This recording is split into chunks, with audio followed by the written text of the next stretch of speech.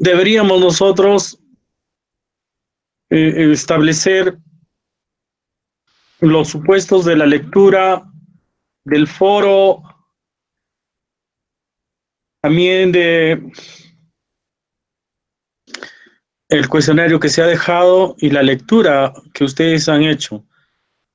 Algunos alumnos, dado que estuve en el séptimo A, incluso han dado lectura a algunos otros otros libros que propenden de esta lectura de Pérez Alemán. Disculpa, estoy con un asunto de hipo, pero vamos a seguir, no hay problema. El del espíritu y las leyes, jóvenes. Si ustedes se han podido percatar, y lo que voy a desarrollar básicamente es, jóvenes, un asunto de lo que ustedes han estudiado. O sea, yo no me voy a preocupar que ustedes no me entiendan algunos conceptos, porque claro está que ustedes en su lectura ya tienen algo y lo que voy a hacer solamente es aclarar algunos puntos. Si no es esa, así, al final de mi participación, estaremos haciendo algunas verificaciones en tanto ustedes han estudiado o no han estudiado. Me parece que sí lo han hecho, porque la lectura no es tan cansada, además de que habíamos establecido algunos conceptos previos con ustedes. Entonces, el espíritu de las leyes y Montesquieu en cuanto al derecho tributario moderno nace con esta,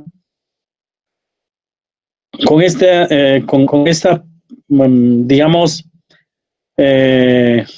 principio de que la recaudación, los impuestos, y ustedes si se han percatado no habla de tributos, porque otrora los tributos conocidos como impuestos por la misma estructura literal de impuestos es una imposición, ¿no?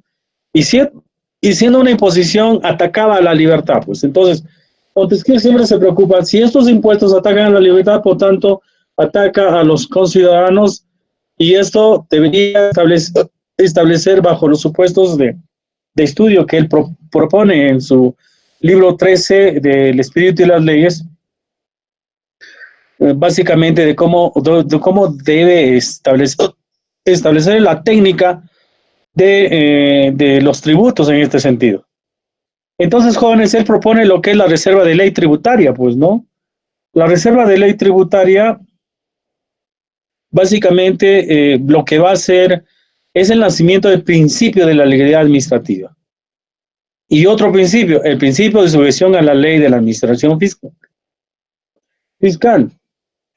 Entonces, jóvenes, uno de los puntos que Montesquieu estipula para hablar los fundamentos de la imposición es que ésta debe ser establecida mediante el principio de reserva de la ley. Significa que se debe trasladar ya no a la voluntad del príncipe, del que potente, el regente del poder, o del faraón, del rey, el que se quiera decir, sino que debe estar en mano de otra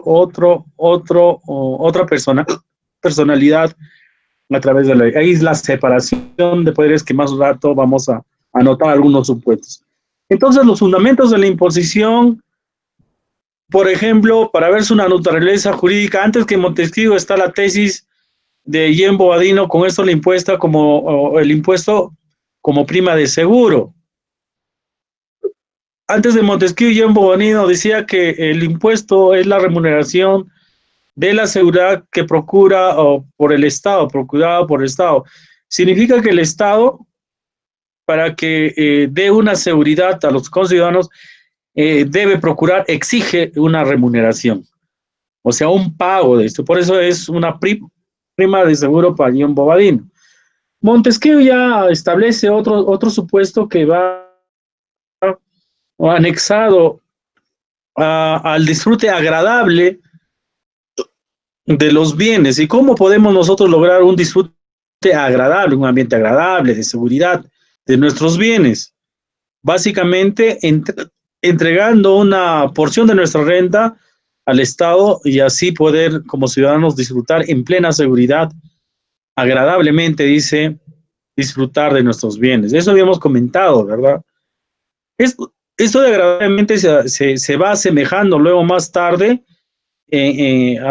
a inicios ya de la Revolución Francesa, de la la Charta Magna, de las constituciones modernas ahora en cada lugar del planeta, se habla de que todos tenemos que lograr, digamos, la máxima expresión de una vida que corresponde a un disfrute de la vida, de la recreación, de familia, etcétera, de una vida sana, ¿no? Ya Montesquieu indicaba eso, ¿no? Que eso se va a lograr de disfrutar agradablemente de algunos de nuestros bienes cuando nosotros demos parte de una renta al Estado para que él nos garantice. Entonces ahí estamos en un impuesto como prima de seguro. Ahí nomás Gaudemet lo que hace es hacer una crítica, pero dándole el sentido a la idea cuando dice que estos supuestos de prima de seguro como naturaleza del impuesto es válido solo en un estado de policía. Aquí me detengo y quiero una intervención de ustedes que hasta hoy día ya ustedes deben saber qué es estado policía, qué se entiende por estado policía. Tenemos un estado de derecho, un estado constitucional, un estado neoconstitucional, y yo me atrevería a decir que en estos días estamos en un supuesto de otro tipo de estado, o de repente los que hemos estipulado, pero lo vamos a comentar luego, de su participación de cualquiera de ustedes. A ver, ¿qué entienden o qué han averiguado sobre qué es un estado policía? Porque Gaudimet dice que a Montesquieu, su idea de Montesquieu y de Jean Boadino solamente es viable en un estado, un tipo de estado, el denominado policía, estado policía. A ver. ¿Aló, doctor? Doctor. A ver, Kelly, vamos, a ver, dime. Bueno, lo que yo he podido Sí, entender y sí te estudiar un escucho, Kelly. poco. ¿Me escucha, doctor? ¿Aló? Sí, le estoy Doctor, ¿me escuchando. escucha? Ah, ya. Bueno, Te doctor, lo escucho, que yo he Kelly. podido averiguar o entender respecto a la Fuerte y pregunta, claro. ¿no? De si qué significa un estado policía y si es viable o no ahora en la actualidad. Bueno, el estado policía mayormente lo entendí como un estado protector, es decir, en el cual a nosotros, digamos, ahora en la actualidad, brindar un tipo de impuesto, este estado policía o este estado protector denominado así va a brindar ciertos servicios. ¿Para qué? Para nosotros hacer el uso y disfrute de cada uno de ellos. Sería la diferencia, doctor, entre un Estado liberal. ¿Qué quiere decir? Que un Estado liberal es aquel que se deslinda de esos derechos o esos deberes que tiene, ¿no? De proteger a la sociedad. Es lo único que podía entender.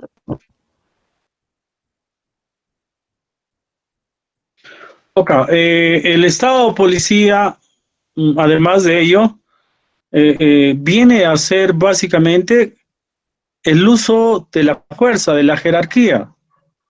Se da la norma y a un Estado policía no le interesa si esta es justa o injusta. Lo que el Estado policía quiere traer a los ciudadanos al cumplimiento a rajatabla de las normas que se dan.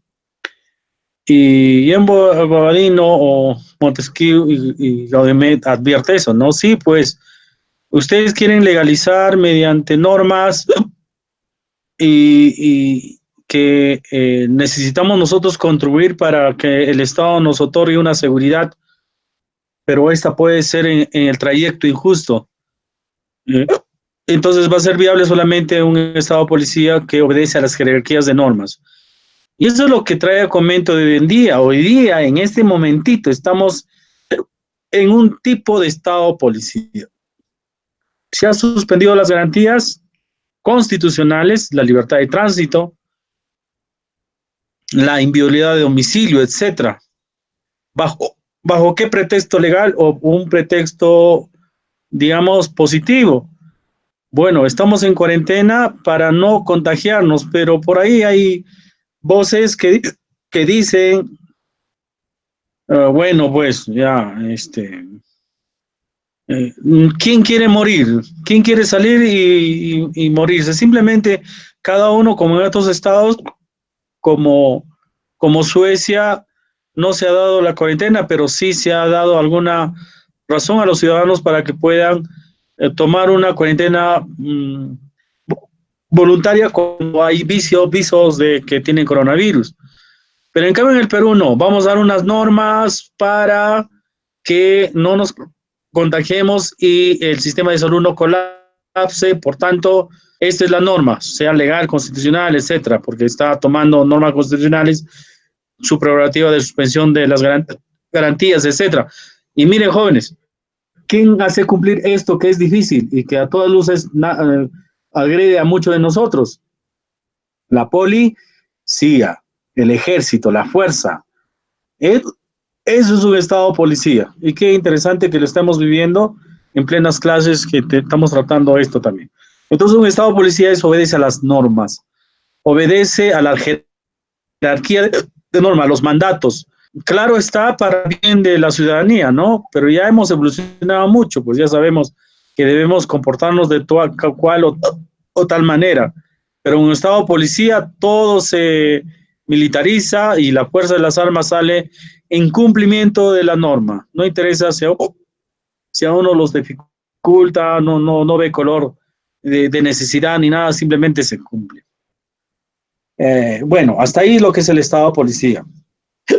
Ezio Vanoni, jóvenes, habla de Montesquieu y él indica que es el precursor de la teoría del impuesto como precio.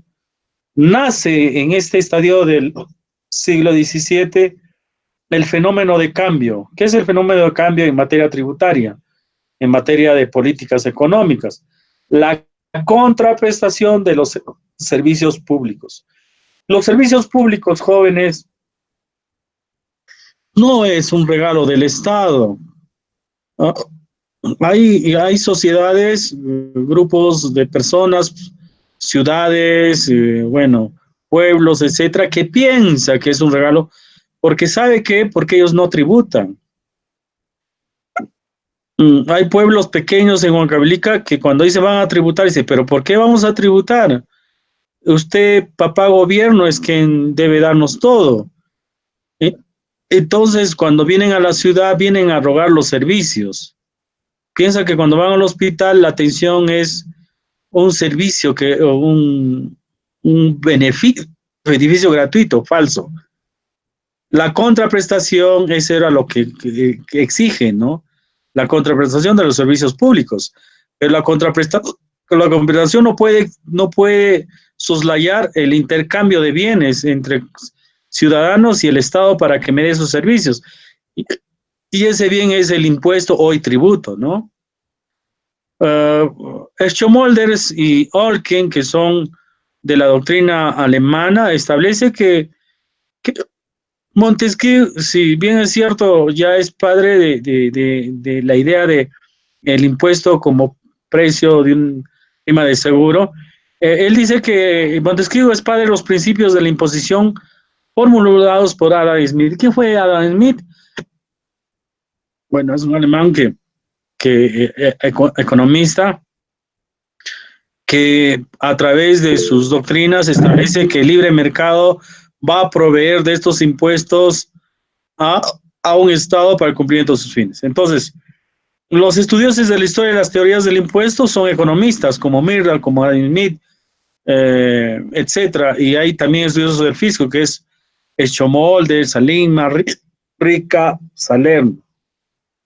Por tanto, la teoría del impuesto como precio es común, casi pacífica, ya indica llegando a todo esto porque es necesario, ¿no? La idea que sí es necesario. Hasta ahorita no hay una preocupación de que los impuestos no agreden a la libertad de las personas y por tanto sean injustas, etcétera, etcétera. El dios materialismo en el siglo XVIII ya ha entrado, habla que el impuesto es un precio equivalente a los beneficios que otorga el Estado. Entre ellos hay autores como Altius Grocio, Ponderford, von Stein, todos los autores están en la lectura, no lo estoy sacando otra lectura, todo lo que estoy hablando es de la lectura. El contrato social en Francia, por Rousseau, va a establecer esto, ¿no? La necesidad del precio equivalente al beneficio otorgado por el Estado. O sea, ya no es un precio cualquiera, sino es un precio equivalente. Y ahí van a ser el precio o el principio de justicia, la equivalencia de la contraprestación. Mulder dice que hay impuestos personales y hay impuestos patrimoniales. Los impuestos personales van a proteger la vida y los patrimoniales, protección de la propiedad. Significa lo que hoy tenemos, ¿no? Los impuestos directos e indirectos que más adelante vamos a pasar a compartir y aclarar mejor esto. Entonces vamos viendo ya que ya no es un precio simplemente la contraprestación, sino debe ser un precio equivalente. Claro está, ¿no? Que no podría ser un precio si en mi barrio no hay luz público, totalmente las casas, no me pueden cobrar un tributo denominado tasas de alumbrado público, ¿no? No es equivalente, por ejemplo. Entonces vamos avanzando que el principio de justicia radica en la equivalencia de la contraprestación. También hemos hablado que la Revolución Francesa trae la idea de la división de poderes que ya Rousseau había hablado a través del principio de reserva de ley tributaria. La división de poderes es la base del tributo y el presupuesto, indica, ¿no? Ya hemos dicho que una institución lo da el tributo, el derecho tributario es netamente estudia el tributo y esa norma llamada ley de derecho tributario o la ley de los tributos lo hacen y lo erigen algunas personalidades e instituciones que por principio de reserva de ley tributaria y en la Constitución del artículo 74 ya lo estipula, ¿no? Pero aquí también está la base del derecho tributario y el presupuestario. El derecho financiero va a traer lo que es el derecho presupuestario, donde se estipula los gastos que necesita un Estado para el logro de sus fines. Entonces los gastos hacen una suma de un presupuesto X y esto se va a desarrollar con los ingresos. ¿Y qué son los ingresos? Tributos hoy en día y con Montesquieu los impuestos para lograr el desarrollo del presupuesto. El presupuesto es ingresos versus egresos, ¿no? Entonces, esa es la división de poderes, pero también tenemos que desarrollar la progresividad impositiva. Mira, ¿cómo va yendo, no? Justicia primero, que sea legal. Luego que sea el impuesto justo. El impuesto justo habla de un precio, que sí, necesitamos un precio, pero ya no solamente un precio, sino un precio equivalente, ¿no? Un precio de justicia, un precio que corresponda a la equivalencia de lo que se está recibiendo. Hablando de Santo Tomás de Aquino, donde establece las causas impositionis, ¿no? Las causas de la imposición ya va a mejorar toda esta idea de que no se debe agredir a la libertad del ser humano a través de impuestos. Y anota Santo Tomás de Aquino 4 causas, ¿no? La causa final del impuesto, la causa eficiente del impuesto, la causa material y la causa formal. La causa final es ¿cuál es el común de utilidad que se tiene de este impuesto? ¿Para qué está estipulado este impuesto? Olvidémonos ya de que está estipulado para la guerra. No, vamos a hermosear mi palacio porque voy a tener visitas. Necesito hacer enormes edificios para que vean mi poderío. Ya no existe esto en esta época. Ya viene el estudio de la causa impositionis. ¿Cuál es la causa final? Y debe ser el bien común, la utilidad que persigue esta estructura. Y además de que la causa sea final, esta debe ser eficiente. Cuando hablamos que la causa eficiente, estamos hablando en el tiempo de Montesquieu que el príncipe en el tiempo, sus mandatos deben estar legitimados por la autoridad competente. Y la autoridad competente para Montesquieu estaba en la ley y los que erigen la ley. Hoy en día la legitimación está en el Congreso Y en el Poder Ejecutivo, cuando el Congreso le otorga facultades, está en el gobierno regional y está en el gobierno lo, local. Es eficiente en todo caso. Mira, estas causas de Santo Tomás de Aquino no existían en aquella época. Soslayaban a una sola persona y por eso habla de una causa final, una causa eficiente.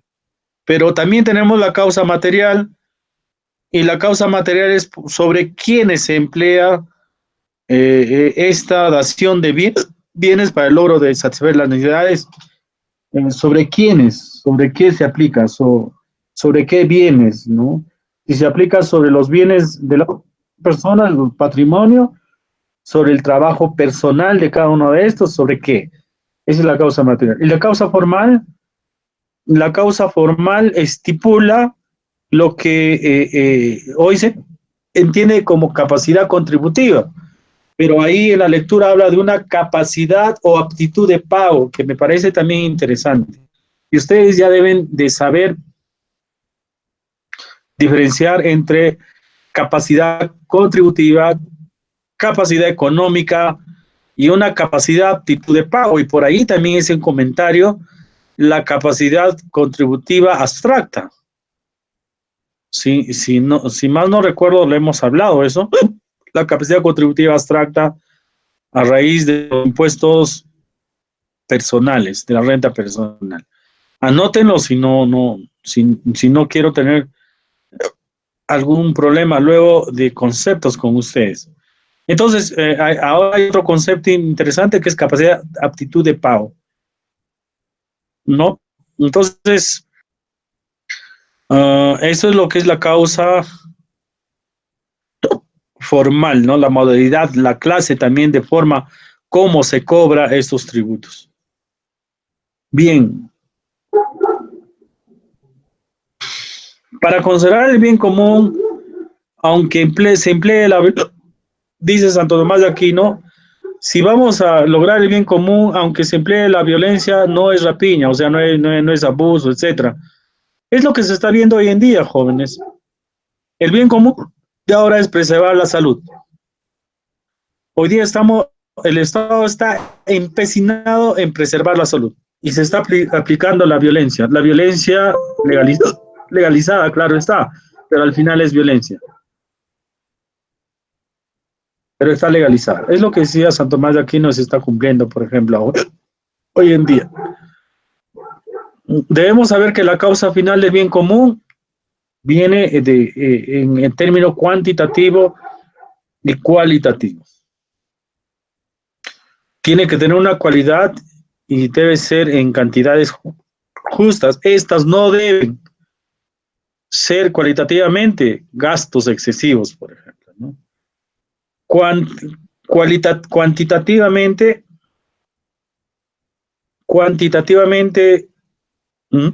no gastos excesivos. Cualitativamente, no debe ser guiados por la pasión de gobernante, indica, ¿no?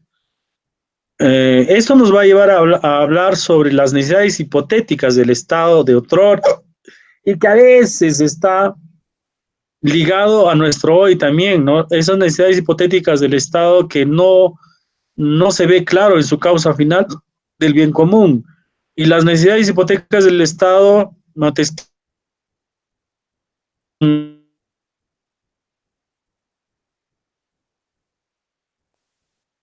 gobiernan, ¿no? Las pasiones y las debilidades de los que gobiernan. Una ilusión de proyectos extraordinarios, por ejemplo, una pasión. O una debilidad es las pasiones enfermizas de vanagloria, de lo que se miraba en Faraón, por ejemplo, ¿no? En tremendos edificios para que puedan ver su poderío. En China, la gran muralla china, en Francia, esa torre Eiffel, etcétera, etcétera. Siempre había digamos, esa pasión de vanagloria, y hoy en día está proscrito, ¿no? Si alguien va a erigir eso, lo tiene que hacer no por vía de impuestos o tributos, sino por otra vía, porque esto no es un bien común, sino es edificaciones o configuraciones que no dan mayor rédito a la población. Eso lo entendió el autoeliminado Alan García Pérez en Lima, en la torre, en el Morro Zorrar, creo, allá en Lima, erigió el Cristo Blanco, pero no lo hizo con impuestos, sino por donaciones de las empresas de Odebrecht, precisamente, ¿no? Y habían hecho toda una revisión de eso, si habían utilizado impuestos o algo, ¿no? Lo que había hecho que Odebrecht había donado al Cristo Blanco, ¿no? Pero ahí está, por ejemplo, es la vanagloria de los que gobiernan.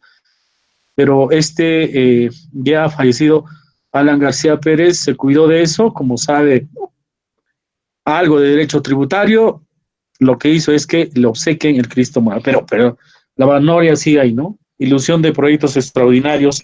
Se va a ver en lo que es Alan García la remodelación del Estadio Nacional, jóvenes.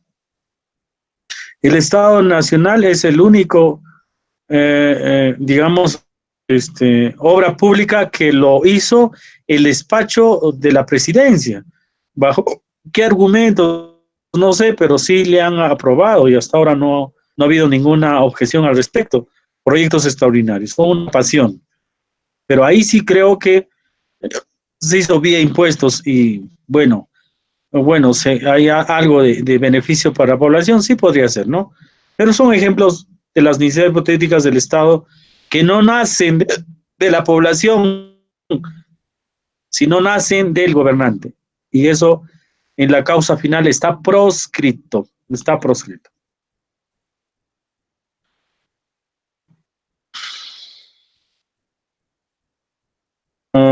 Otro supuesto va ya avanzando de lo que es un impuesto justo, un impuesto equivalente. Ahora hablemos de la justicia conmutativa. ¿Cómo es eso de la justicia conmutativa?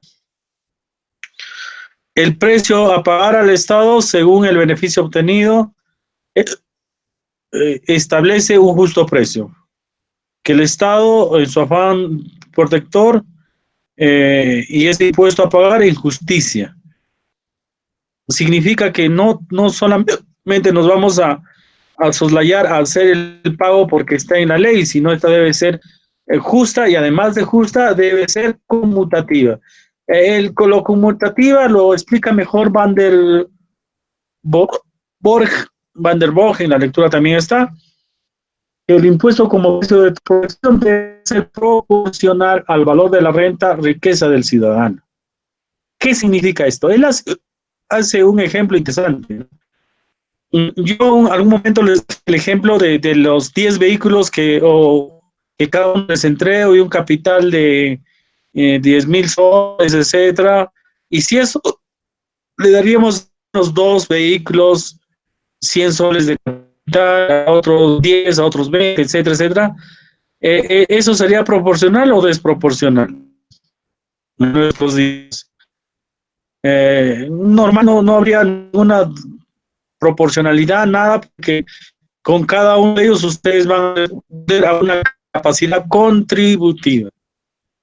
En el 18, Van der Boeg hace un ejemplo y dice, por ejemplo, que otros se cobraban los impuestos no bajo cuánto de terreno teníamos, cuántas hectáreas, sino lo que produciese. Yo podría tener 1,000 hectáreas y producir 500 medidas y por eso debería pagar, dice el ejemplo del libro, un talento. Puedo doblar en hectáreas al que produjo 500 y puedo producir solamente 300 y voy a pagar medio talento. Podría triplicar las medidas de estos dos, pero solamente he producido 200. Pagaría un sexto de talento. Podría tener 5 ceros de chacra y en tal año simplemente he tenido menos de 200 medidas y estoy exento. Eso no es proporcional a los bienes que uno posee, sino está en proporción a la necesidad, a la producción, ¿no? Eso es justicia. Imagínense si cobraríamos por los bienes que necesitamos, sería no no sería del todo conmutativo, ¿no? Eso es lo que dice. En todo caso, eso es lo que es una justicia distributiva inversamente proporcional a la necesidad. Hoy en día, por ejemplo, jóvenes, cuanto más necesario sean los bienes, el impuesto es menor. Y cuanto menos necesarios son los bienes, el impuesto es mayor. Ejemplo, un motocar, un motocar de carga, un auto básico para hacer taxi, son bienes necesarios para el común de la gente y no lo utiliza casi para estos bienes para transportarse, para tener una vida de traslado a su trabajo, sino los va a explotar. Y esos impuestos no serían justos ni tendrían una justicia conmutativa si les aplicamos un impuesto elevado. En cambio, no así, por la sola posesión de un Mercedes-Benz, de un Audi, no sé, de esos vehículos de alta gama que no son necesarios, sino ya obedece a un estilo de vida propio, los impuestos son elevados. Hoy en día se aplica eso. En la sección de impuestos selectivo al consumo vamos a visualizar mejor esto. Una justicia conmutativa es una justicia distributiva inversamente proporcional a la necesidad. Cuando mayor sea bien es necesario, los impuestos deben bajar. Cuando los bienes no sean necesarios, los impuestos deben subir. Bueno, ya estamos hablando de una técnica avanzando en la naturaleza del tributo o de los impuestos, el título de impuestos. Se está avanzando, mira, uh, una, una especialización técnica que nace desde Montesquieu con su preocupación que los impuestos agreden a la libertad. En todo caso, para este autor Van der Bock, la distribución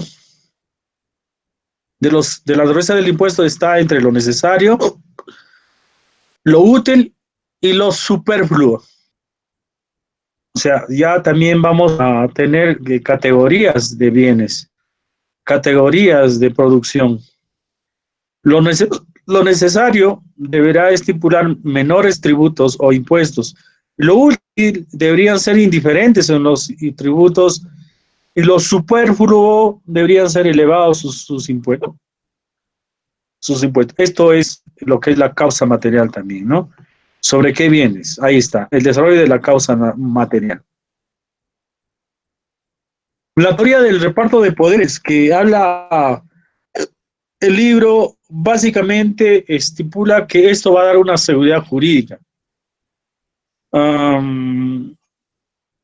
Por ejemplo, si el Poder Ejecutivo, bajo su solo criterio, enunciaría impuestos, estos sin consentimiento de la Cámara Legislativa, dice la lectura, no daría seguridad jurídica. Y ahí desarrolla el principio de reserva de ley tributaria Montesquieu. Entonces, la teoría del reparto de poderes establece que una Cámara está legalizada, autorizada para elevar los tributos y otra Cámara para ejecutarlo, ¿no? Y entre estos hay una sintonía de seguridad jurídica. Ya se aleja al príncipe, al que detente el poder, la dación de tributos.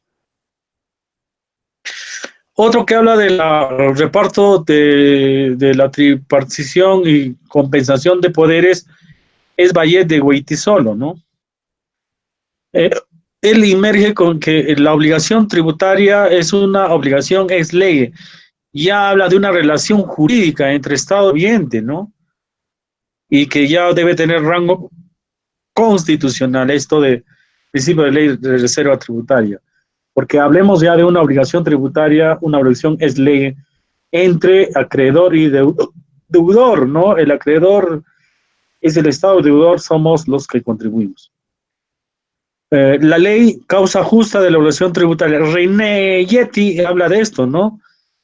De que la obligación tributaria tiene dos cosas. Es lo que estábamos hablando en el efecto material, ¿no? Una causa es remota y próxima. La obligación tributaria, jóvenes, tiene una remota en la causa final de los gastos públicos. Ahora el contribuyente, para que tenga conciencia tributaria, dice, ¿para qué es la renta? ¿Para qué es? El impuesto a usted dice, ¿para qué es? El impuesto a valores, no es la causa final. Vamos a concretar en la subjetividad de cada contribuyente y vamos a decir, sí, pues precisamente necesitamos parque, necesitamos jardín, sí, entonces la causa final está dentro de mi obligación tributaria. Pero no queda ahí, pues no, claro, es necesario parques, jardines, agua, etcétera, etcétera. Pero vamos a la causa próxima. Teniendo ya la causa remota en una obligación tributaria que es necesario para los gastos públicos, para el bienestar de cada uno de nosotros, ahora vayamos a la causa próxima. Si tengo o no tengo capacidad contributiva para responder a esa causa final. Entonces aquí nace otro principio. Ustedes deben anotar los principios. Deben anotarlos. Un principio de solidaridad, ¿no? En la causa próxima de esa obligación tributaria, a las personas que no tienen capacidad contributiva hemos dicho que no pagan tributos o impuestos, pero la causa remota sigue latente. Entonces los que más tienen van a subvencionar el disfrute de estos para las personas que no tienen causa próxima. O personas que simplemente no, no aplican, que su actividad comercial no llega a lo que es, a lo que es existencia de utilidad, renta dentro de de esos bienes necesarios, ¿no? Vemos que la causa próxima muchas veces no se da, pero la causa remota sí se da. Esa es una problemática de esto de esta lectura. La causa remota se da porque son finales los gastos públicos que sí, se dan sí o sí. En cambio, la causa próxima de la obligación tributaria no se da siempre porque existe lo que es las exenciones de lo que corresponde a que se es nula una capacidad contributiva X. Miren, como vemos acá, ya estamos viendo que la obligación tributaria para Montesquieu era diferente, ¿no? La obligación tributaria es ex lege, es legal, pero advierte Montesquieu que esto no es justa. Pero ya cuando Renetti ofrece esta de las causas remotas y próximas, ya se va acercando a que esta obligación legal puede ser justa ya, ¿no? Ya estamos hablando de justicia y el tributo solamente se exige cuando existe capacidad de pago según la lectura. La justicia en el impuesto es otro supuesto ya que debe regular por principio de reserva de ley 3 supuestos interesantes. El principio de reserva de ley exige que exista justicia del impuesto al regularla mediante una ley, mediante 3 supuestos, ¿no? Los elementos objetivos que se graba. Los elementos objetivos es qué se graba. ¿Qué actividades a dónde los voy a grabar? Ese es el primer elemento objetivo. También hay elementos subjetivos. Los elementos subjetivos, básicamente, es lo que entendemos en el derecho penal, etcétera, son las personas, ¿no? Entonces es a quién se graba estos tributos. ¿A quién? ¿No? A las personas naturales, personas jurídicas, básicamente, ¿no? Y los elementos cuantitativos, ¿en cuánto se graba? Ahí está progresividad, etcétera. Objetivos, elementos cuantitativos. Entonces, viendo esto, la obligación tributaria ya es una obligación ex lege de derecho público, ya, ¿no? Porque da todas las garantías para emerger una norma en materia de impuestos que tengan en sí aparejada esto de lo justo y esto de no agresión a la libertad de la persona.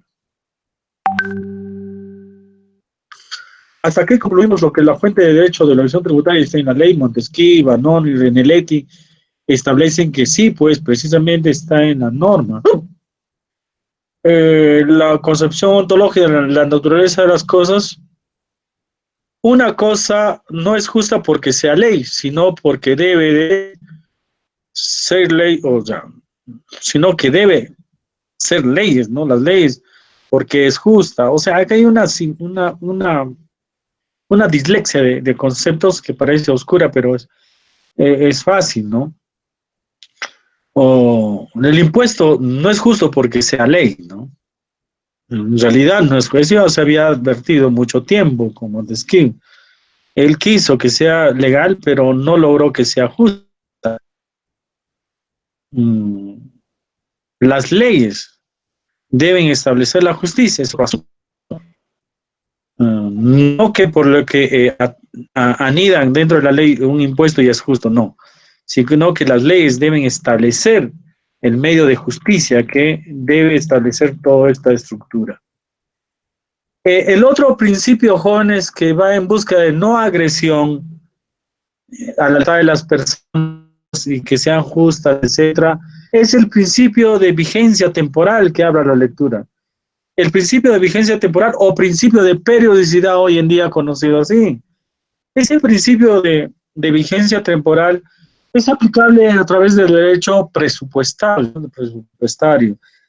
Ya en Inglaterra, en el siglo XVII también, Isabel la Católica indicaba lo siguiente, ¿no? Ella decía, en el impuesto de las alcabalas a sus regentes y asesores, consejeros, decía, siguen latentes, por ejemplo, en el tiempo, les decía, siguen latentes las causas por lo cual nosotros hemos creado la alcabala, sigue esa necesidad, y si los consejistas contestaban, no, ha desaparecido la necesidad, entonces Isabel la Católica indica y dice, bueno, en todo caso esta queda derogada, porque ya no hay razón de ser, ¿no? Esa es la vigencia temporal en el tiempo. ¿Hasta cuándo se debe cobrar los tributos? Es el principio de periodicidad. Es lo que entendía Isabel la Católica, que el fin del tributo debe estar estrictamente para lo cual se ha creado, y no solamente para lo cual se ha creado, para lo cual tiene vigencia en el tiempo, ¿no? Hoy en día ese principio de vigencia temporal no se da de esa razón. El principio de periodicidad es que los tributos anuales para su cobro nada más es anual, más no así su vigencia, ¿no? Ahora, el derecho presupuestario sí indica, ¿no? Cada año debemos cobrar tal. Por ejemplo, ahora van a haber posibles aplicaciones, se está estudiando sobre los impuestos pro COVID que quieren aplicar a los millonarios, ¿no? Eso sí, pues va a tener una vigencia a la cual termina el COVID y la emergencia se tendrá que derogar, ¿no? Ahí sí estás muy cerca al concepto que se da en el libro, siglo XVII, el principio de vigencia temporal. Más no así en un tiempo normal en nuestra sociedad actual, el principio de periodicidad no se ve eso, sino se ve que los cobros de los tributos, algunos tributos son anuales. Eh, Otro concepto del Said de Bujanda hablaba en consonancia a lo que estamos hablando del derecho presupuestario. Él dice que para evitar los abusos del fisco, el poder tributario del Estado se debe someter a la ley de presupuesto. ¿Qué es la ley de presupuesto? Es un derecho de finanzas en el derecho tributario. La actividad financiera del Estado establece un presupuesto. Y cuando hablamos de presupuesto, se hace pues cuántos son los gastos, ¿no? Este año cuánto queremos gastar en educación, en salud, en agricultura, y de acuerdo a eso reflejarlo a los ingresos que son los impuestos. No se puede cobrar impuestos más allá de lo que vamos a gastar, pero esto va en consonancia también de los ahorros que debe tener una nación y por lo cual hoy en día podemos tener bonos, por ejemplo, ¿no? Pero Sáiz de Bujanda dice que el poder tributario siempre debe ir en búsqueda de la ley del presupuesto de cada nación para poder tener no un abuso en el fisco. Y parece interesante eso porque claro, es importante de que debemos tener políticas a largo plazo y saber cuánto debemos recaudar para tener una nación, un estado a tal año. Ahora se habla de del 2021, ¿no? Los 100 años de la independencia, etcétera, etcétera. Ahí se quiere llegar a un estado tal y por lo cual también se necesitan recursos. Eso lo desarrolla el derecho presupuestario o las finanzas del Estado. Y Blumenstein al respecto dice que la causa final del impuesto ya no es todo lo que hemos hablado de para qué, cómo, para qué cosas vamos a contribuir, sino dice la causa final del impuesto es la ley fiscal. Claro, en conclusión, Blumenstein lo que hace es que la causa final del impuesto esté en la ley fiscal y la ley fiscal el presupuesto y el presupuesto habla de todos los gastos, lo mismo. Pero para resumir, Blumenstein indica que la causa final del impuesto es la ley fiscal. Para aquí ya Montesquieu tiene ya una idea bien, digamos, ya razonada y dice la causa es justificativa no en la ley, sino en factores por encima o fuera de la ley. Claro, la causa de que justifica el impuesto no está en la ley, solamente la legaliza. Eh, la causa justificable que un impuesto sea justo, para Montesquieu están los factores por encima de esta ley fuera, ¿no? Encima de la ley. Y justamente aquí estipulamos otra pregunta a ustedes. Si la ley no es suficiente para lograr un impuesto justo, si la ley no es suficiente para lograr un impuesto justo, y escuchando a Montesquieu, hay que buscarla en otros factores por encima o fuera de esta ley. En nuestra actualidad, y ya hemos estudiado desde el examen de entrada, que sí tenemos esos factores por encima y fuera de la ley. ¿Cuáles son estos? A ver, participación. Ya Montesquieu dice que el impuesto por ser legal no asegura que el impuesto sea justo. Hay que buscarlas en otro lado. ¿Y el derecho moderno dónde las ha logrado encontrar? A ver, nombres. Y hemos estudiado eso, jóvenes. Han tenido su examen. A ver, Atenea. No, doctor, yo quiero acotar acerca de eso, no sé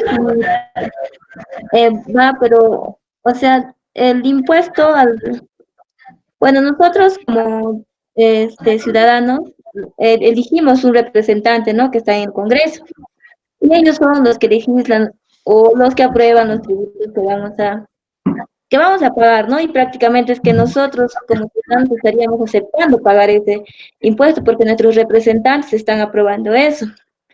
Eh, bueno, como se dijo, el impuesto sería justo, basándose eh, a la capacidad contributiva. Bueno, esa sería mi acotación, doctor. Ya, otro ya va por ahí. A ver, alguien más que aclare eso. Para Montesquieu, que un impuesto esté en la ley no es seguridad que sea justo. Hay que buscarlo fuera o por encima de la ley. En nuestra actualidad, en un derecho moderno tributario, ¿dónde radica esto? ¿Cómo hacemos Mm, para que las leyes de las normas tributarias no sigan siendo abusivas ni fuera sean justas? ¿Quién quiere participar? Doctor, buenas tardes. Doctor, buenas tardes. A ver, Rosalinda, a ver, vamos. Hola. Bueno, buenas tardes, doctor. Lo que yo comprendo es que ahora la ley, para que sea más justa, se estaría dando a través de los principios. O sea, primero respetar los principios para que se pueda darse la ley de un tributo. Um, Ok, claro está esto. La causa que justifica no está en la ley, sino está en factores por encima de la ley, está en la Constitución. Las constituciones modernas establecen los principios constitucionales tributarios. Hemos dicho que esos son los topes que toma la Constitución ya, no la ley, sino la Constitución, para ir, digamos, en búsqueda de mejor justicia al aplicar estos principios al poder tributante que tiene el Estado. Entonces, la ley ya se, digamos, se enrola en un camino de principios de no confiscatoriedad, por ejemplo, de igualdad, de respeto a los derechos fundamentales, el principio de reserva de ley que Montesquieu ya lo establecía y nuestra Constitución así lo ha dispuesto. Entonces, la ley solamente es causa eficiente, da vida al tributo nada más. Entonces, jóvenes, cuando hablemos de un Estado de derecho, no es suficiente. En materia tributaria tampoco es suficiente. Necesitamos la Constitución para que ésta pueda tener todos los topes, todo, digamos, entre comillas, el estate quieto a un poder omnímodo, que a veces puede ser abusivo. Entonces, hoy en día ya tenemos a lo que Montesquieu había advertido ya. No está en la ley, sino fuera de esta. Entonces, Montesquieu también acotando sobre los tributos excesivos, injustos, que afectan a la libertad, habla sobre dos tributos, ¿no? Los tributos indirectos y los tributos directos. Para Montesquieu, los tributos directos es contrario a la libertad humana. Y los tributos indirectos son menos contrarios a la libertad humana. Y habíamos hablado también en clases anteriores que son tributos directos e indirectos. Montesquieu habla sobre los impuestos de personas y los impuestos sobre mercancías. El impuesto de personas dice es propio de siervos que lleguen a la libertad. El impuesto sobre las mercancías acorde a la libertad. Es indirecto a la persona. ¿Cómo es esto? Claro, los impuestos a las personas agregan tu bolsillo, pues, ¿no? Tú trabajas y como quieres seguridad en el disfrute de tu sueldo, le tienes que dar de tus 100 soles ganados, 30 soles al Estado y los 70 soles debes tú disfrutar los 70 soles ya en libertad, ¿no? Porque ya diste tus tres, es una agresión a la libertad. Y Montesquieu dice, eso es propio de siervo. En cambio, el impuesto a las mercancías es acorde a la libertad, es indirecto a la persona, a las mercancías. Hoy en día se conoce como los impuestos indirectos al consumo, pues, ¿no? Habíamos hablado que el consumo ya es una decisión a la libertad de la persona. Si usted por sí quiere comprarse un televisor y hay un televisor de 50.000 soles, hay televisores de 20.000, de 10.000, de 8.000, de 3.000, de 2.000, de 800. Entonces yo tengo una libertad de escoger.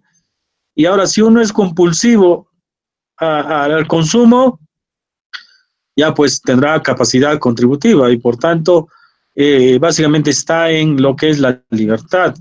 Entonces los impuestos directos agreden al bolsillo y por tanto agreden más a la libertad de la persona. Y los impuestos indirectos no podrían agredir porque son indiferentes. Ya cada uno es dueño de su decisión de consumir o no consumir de acuerdo a su posibilidad. Entonces la justicia impositiva versus respeto a la libertad, básicamente este respeto a la libertad debe establecer una política económica, dice el libro, que estipula todos los supuestos que hemos dicho, ¿no? Justicia conmutativa, justicia impositiva, etcétera, etcétera, ¿no? Las causas impositivas, etcétera.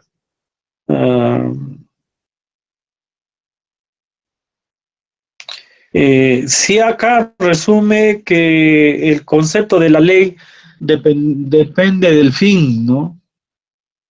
El concepto de la ley del impuesto depende del fin. ¿Y cuál es el fin del hombre? Se pregunta y dice que su fin es un bien, es su propio bien, la perfección de ese civilis, de esa persona que vive dentro de la libertad, pero vive no solamente dentro de la libertad, sino con todas las garantías que corresponden al respeto a su salud, a la vida, etcétera, etcétera, ¿no? La libertad suficiente debe ser fundamental de elección y moral, dicen, ¿no? Fundamental porque debe dominar la perfección a conocer. Por eso digo, una libertad suficiente es fundamental porque debemos conocer los elementos de tal contributos, es lo que hacemos hoy día estudiando los tributos. La libertad suficiente de elección está a la razón, a la preferencia, ¿no? ¿Tú qué prefieres, tributar de tu bolsillo o tributar indirectamente? Suponemos que es la libertad de elección en el consumo, ¿no? Si alguien consume más, está pagando más tributos. Pero si uno es ahorrativo, etcétera, o dentro de los bienes, escoge el que menos tiene impuestos o el que esté exonerado, es mejor, ¿no? La libertad suficiente también no solamente es fundamental en la ley, en la libre elección, en tipo de impuestos, sino debe ser moral. Ah, eso de la moralidad es difícil de, hoy en día de encontrar en las leyes que tenemos en materia tributaria a nivel global. Ya la moral no estipula, nació con una preocupación moral con Montesquieu, indicando que los impuestos no deben ser para sujuzgar, para etcétera, y para agredir la libertad. Pero hemos llegado a esto, ¿no? Toda una imposición tributaria de manera positiva, ¿no? Que van a establecer básicamente lo que corresponde al positivismo ya de las normas tributarias. Y no solamente un positivismo abusivo, no solamente eso, sino un positivismo dentro de lo que es justicia en materia tributaria. Eh, a manera de resumen, el libro también habla de tres paradojas. No sé si ustedes han llegado a esa altura de la lectura. Y las tres paradojas básicamente estipula lo siguiente, ¿no? Si ustedes han visualizado lo que corresponde a las tres paradojas, ¿lo tienen ahí?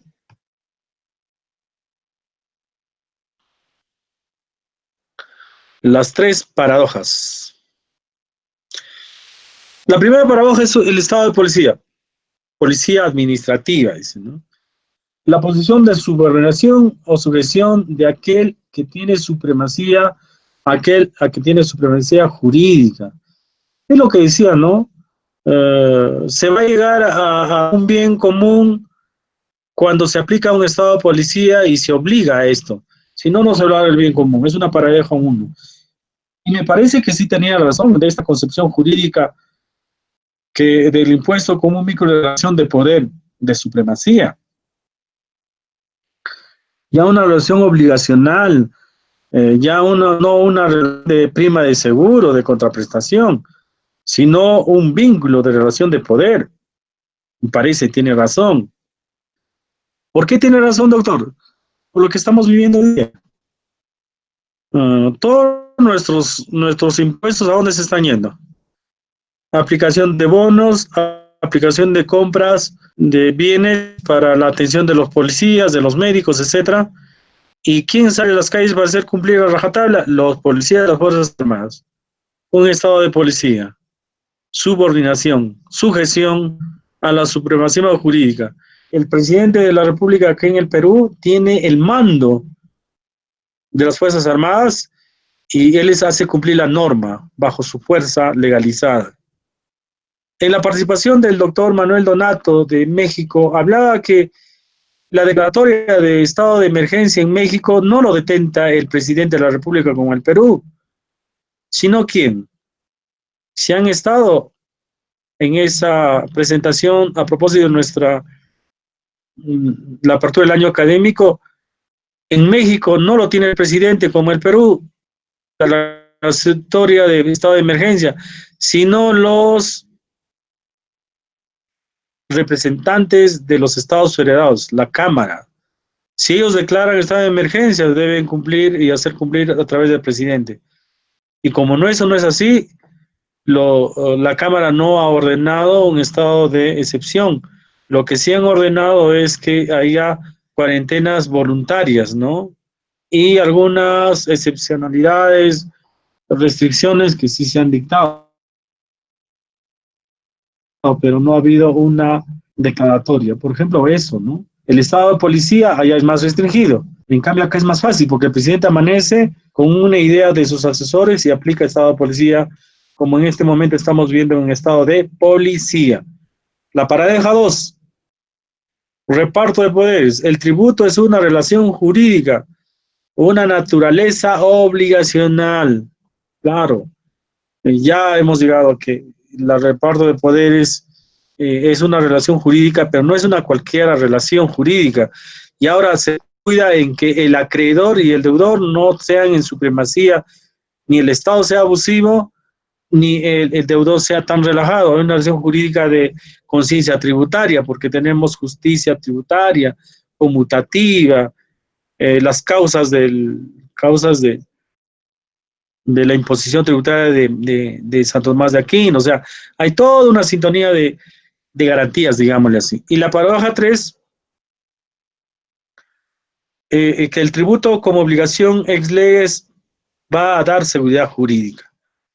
Bueno, paradoja lo dicen porque, claro, hoy en día es ex lege, o sea, da seguridad jurídica, pero por ahí se puede escapar el abuso en materia tributaria si no se está atento a los principios tributarios constitucionales, por ejemplo. Eh, por eso se indica que esa paradoja, si es ex lege, no da seguridad jurídica, pero esa seguridad jurídica no tanto es una justicia tributaria.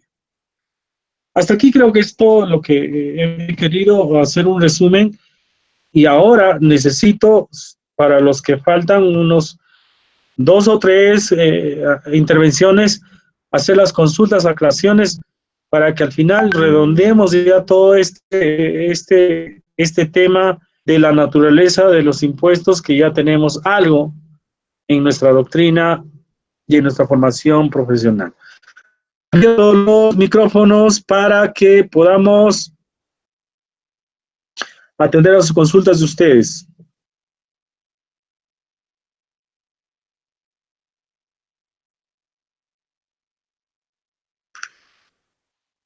Esperamos. A ver, jóvenes, está abierto las consultas. Doctor, ¿Quién habla? doctor, Brian, disculpe una pregunta. Doctor, dime, Brian. ¿la administración tributaria puede generar o crear impuestos?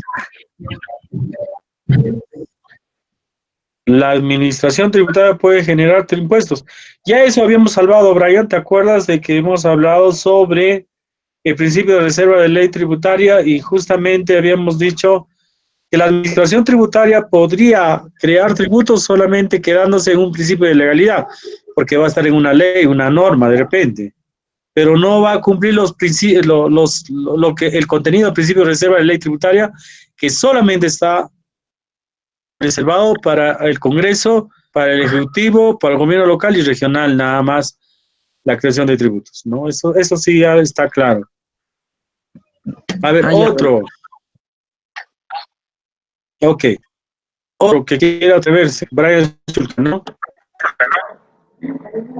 Doctor, yo tengo una consulta. Dime. Doctor, Dime, en el caso, ya, doctor, dime. en el caso, digamos que no pagas el impuesto de una casa, ¿no? Y, o sea, no pagas, prácticamente eres como moroso de no pagar. En ese caso, ahí estaría el principio de no confiscatoriedad. ¿Y de qué manera te harían pagar? ¿Hay alguna manera o es que eso, No, pero como, en los alquileres, ¿quién va a cobrar los impuestos de alquileres? no, doctor, me refiero a una casa propia, no tienes que pagar cada año, creo, el tributo o ¿Ya? y digamos que no pagas, o sea, prácticamente nunca pagas. Y Y, o sea, si nunca pagas, ¿y de qué manera te podrían hacer pagar? ¿O es que por el principio de no confiscatoriedad no te harían pagar o no pagarías nada? No, todo eso es un presupuesto ya de proceso, Atenea. El Estado no va a o el derecho no soporta el enriquecimiento indebido. Y si usted no paga, no paga y acumula una cantidad extrema, lo que usted está haciendo es apropiándose de los recursos del Estado. Entonces ya no por materia tributaria te van a confiscar, sino bajo un proceso de medidas cautelares, etcétera. No, ya ese es otro supuesto. Ah, Muy ya. bien. A ver, Gracias, Moni. doctor. Doctor, buenas tardes, doctor. Ok. Justo me dio una pregunta mi compañera tenía. Está relacionado, por ejemplo, supongamos, ¿no? En las votaciones que han habido, hasta el Congreso, o cualquier elección que ha habido en todo el transcurso de este tiempo, supongamos que una persona no realice ese voto y le dan para la multa de pagar. ¿Eso es un impuesto predial para la persona?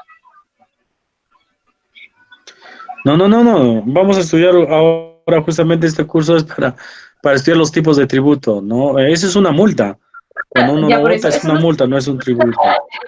un impuesto que cobra el Estado?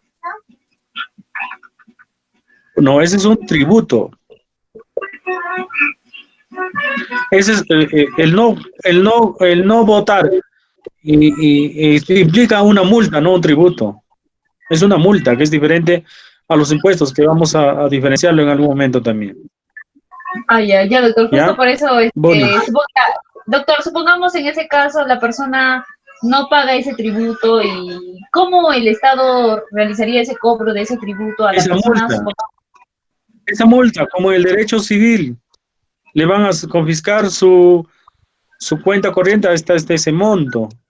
Doctor, y una pregunta, Le van a supongamos, ¿no? retener, Esa persona tiene una dígame. cuenta en el banco y le realizan el depósito de cada mes, le hacen el pago del trabajo que realiza, ¿no? Y no le descuentan. ¿Cómo? Entonces Claro, no está cobrando. No, por eso le digo, en ese caso, es la que persona y no le descuentan mensual y a pesar de que esa persona cobra mensual su dinero del trabajo que realiza. no, claro, dependiendo del monto de esa multa, también que no, pues no es materia de nuestro curso ahorita, porque estamos hablando de impuestos, no de multas. No dejamos en blanco eso, yo te voy a indicar que las multas se cobran por medidas cautelares. Ahora, las medidas cautelares está en relación al beneficio fiscal. Si la multa es 70 soles, el aparato estatal no va a mover todo su aparato de infraestructura personal para cobrar 70 soles y por eso muchas veces lo van acumulando y solamente restringen algunas acciones de trámites a veces, ¿no? Eso sería, Bonnie. Otro, Doctor, buenas tardes, ¿me escucha? ¿quién habla? Isabel Honor, doctor. Ok, Isabel, dime Isabelita, dime. Doctor, con relación a los impuestos que debe la empresa telefónica, que son más de 400 millones, la cual el Estado debe realizar la cobranza a través de su entidad pública, que es la SUNAT, la cual no ejerce bien esta función, el ciudadano, nosotros como ciudadanos, ¿qué es lo que podemos hacer? Podemos presentar una demanda para que se haga este cumplimiento de estas grandes sumas de dinero. Para llevarlo al tema que estamos tratando respecto a la lectura de la naturaleza del tributo, mira, las tres últimas participaciones se han centrado en otros supuestos, pero llevémoslos a la lectura, ¿no? A la lectura de la naturaleza del impuesto, establece básicamente que si un impuesto ha nacido en la ley y la norma tributaria es como cualquier norma, cuando no se cumple, el Estado va a activar esa ejecutoriedad con una medida que es coactivo, ¿no? Toda norma lleva para la normatividad, esa noticia coactiva y no podría ser diferente en materia de tributos. Pero ahí, bajo un principio de reserva de ley tributaria, quienes ejercen digamos, la exigencia del pago de tributos, no podrían ser los ciudadanos, no podrían serlo porque ellos no son, somos deudores, no acreedores. Los acreedores son los que ejercen la potestad de aplicar las medidas coactivas en este caso, ¿no? La coacción, medidas cautelares, es el titular, es por principio de reserva de ley tributaria de nuestra lectura y por el artículo 64 de la Constitución, los acreedores. ¿Quiénes son? Precisamente el Estado en sus tres niveles. El Estado es que cobra. Nosotros no podemos hacer ninguno, somos deudores, somos coparticipantes. Ahora, si quieres hacer una idea, María, en el sentido siguiente de tener, el abogado siempre no se queda satisfecho, por eso nos diferenciamos de muchas profesiones, no nos quedamos ahí centrados en lo que dice la norma, bueno, ya no soy acreedor, no tengo la titularidad de ejecutar esa deuda, en este caso lo tiene Telefónica, pero podemos ir bajo lo que es el fin, la causa final, y para eso estudiamos pues este curso, ¿no? ¿Cuál es la causa final?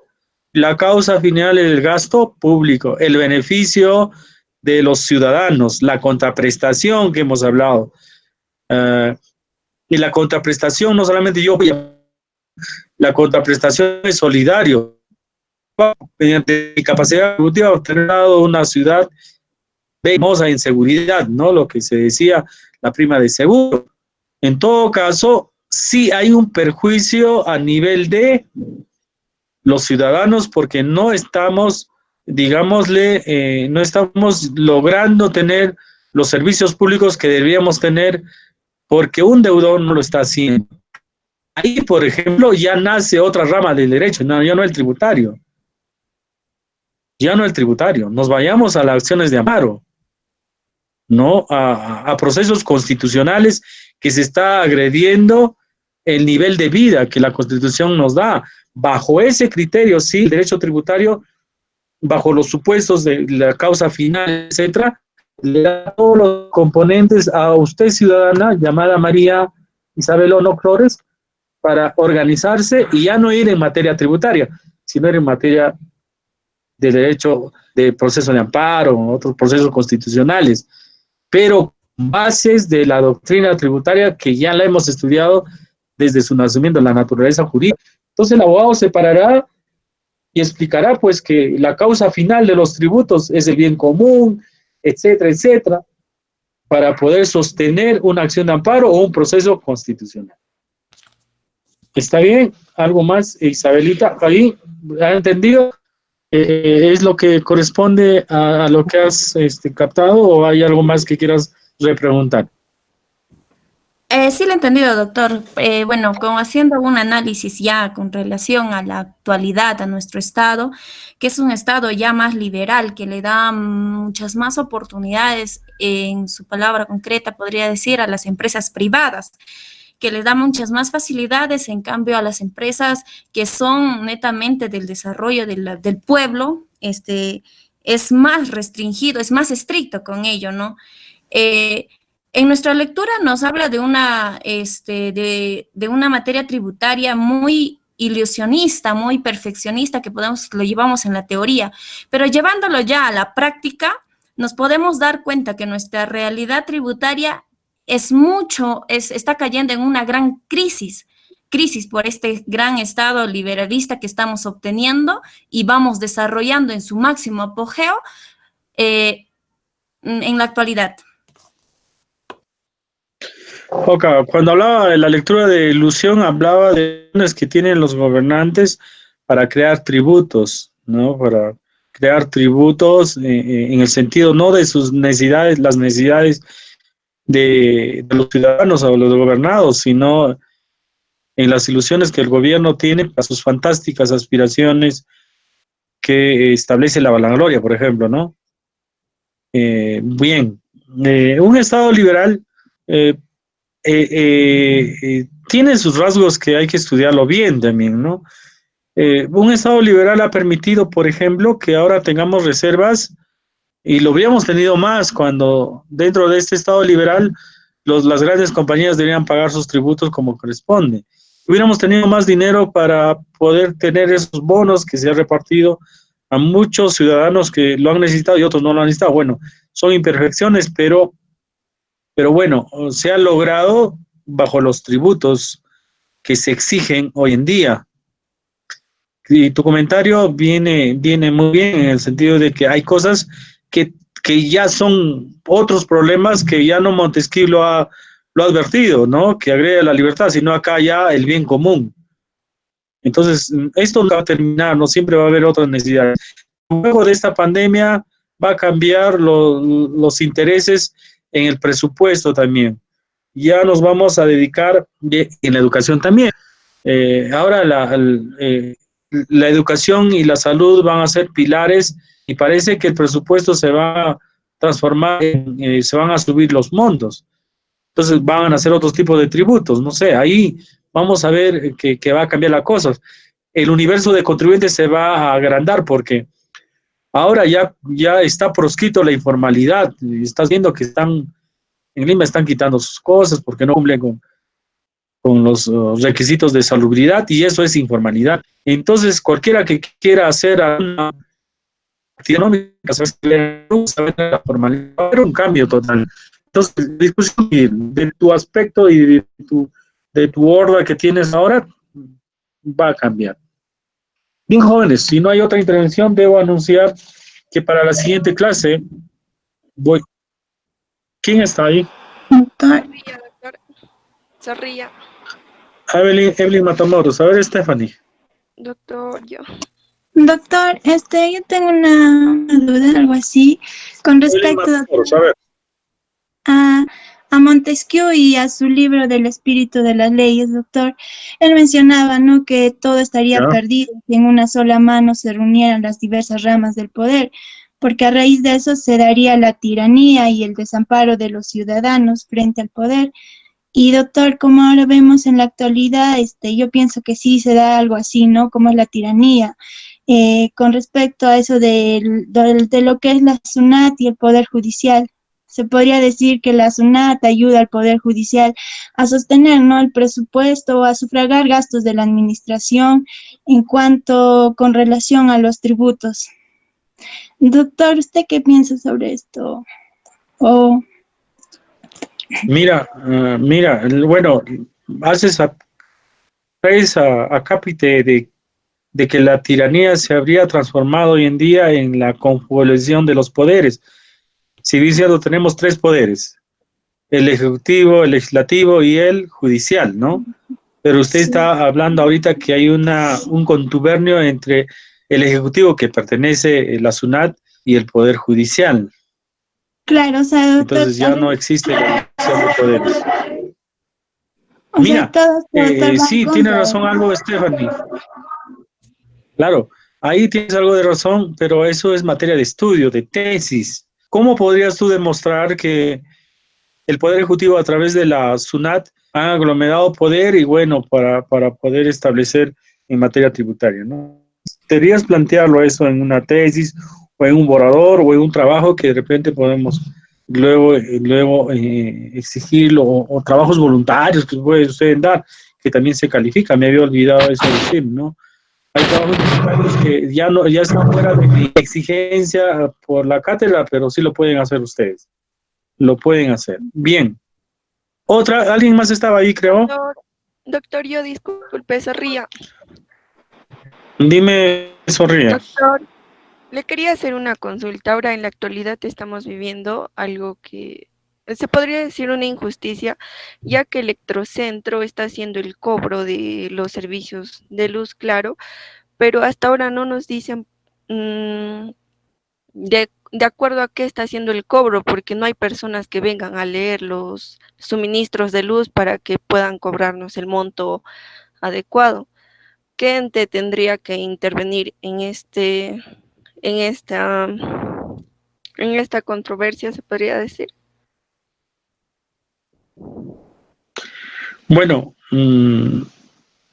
aquí lo que es el principio de reserva de ley tributaria establece ya que autoridades están llamados, servicio de legalidad también, para ir en ayuda o diría en apoyo o en exigencia de un debido procedimiento. Los municipios, etcétera, pero hay una entidad que así como los Sinermin, SUNAS, ahí son entes reguladoras, ¿no? Me parece que ahí está, ellos deberían tallar ahí los entes reguladores del Estado, bajo la división de poderes, claro está, ¿no? Entonces, Electrocentro está bajo esa autoridad o ente regulador del Estado. Ellos deberían ir en apoyo de lo que acabas de mencionar. No sé, sí, que eso, Sineomin, creo. ¿Quién es el ente regulador de electricidad? Lo estaba viendo. Doctor, ¿podría ser Ya, Indecopi? ¿cómo? Indecopi, doctor. Indecopi también, pero hay otra más cercana. Indecopi también, Indecopi sí va en todo, ¿no? Por ejemplo, telecomunicaciones está Ocitel, pero también Indecopi. Indecopi en el cobro no real, ese es ya con defensa del consumidor, ¿no? Pero me parece que eso debería también ir al otro ente regulador, pero Indecopi también, bajo de defensa del consumidor, que el contrato indica que se debe cobrar de acuerdo al consumo, pero al no haber lectura no debería cobrar, ¿no? Porque es cero. Sí, Eso sería. este, Bien, Fanny. ya, Otra persona. Doctor, Otra buenas persona. tardes. Doctor, buenas Sí, tardes. habla. Jonathan, doctor. Matamoros, vamos. Sí, Matamoros, Doctor, te escucho. solamente para comentar, doctor, de acuerdo a la lectura en la Edad Media, doctor, dentro del pensamiento Ya, escolástico de las cuatro causas que usted mencionó y la lectura lo dice así, pues el pensamiento de la escolástica en la Edad Media pues se centraba en todo, ¿no? En el centro que era el Dios Todopoderoso, ¿no? Y que todas las personas desde entonces ya, debían pagar un impuesto, ¿no? A la Iglesia Católica. Con la finalidad de que estas personas, al momento del momento de que fallezcan o fenezcan, tenían la vida asegurada en el otro mundo, ¿no? Y no solamente era un acto voluntario, también les obligaba a pagar a ello. Dentro de ese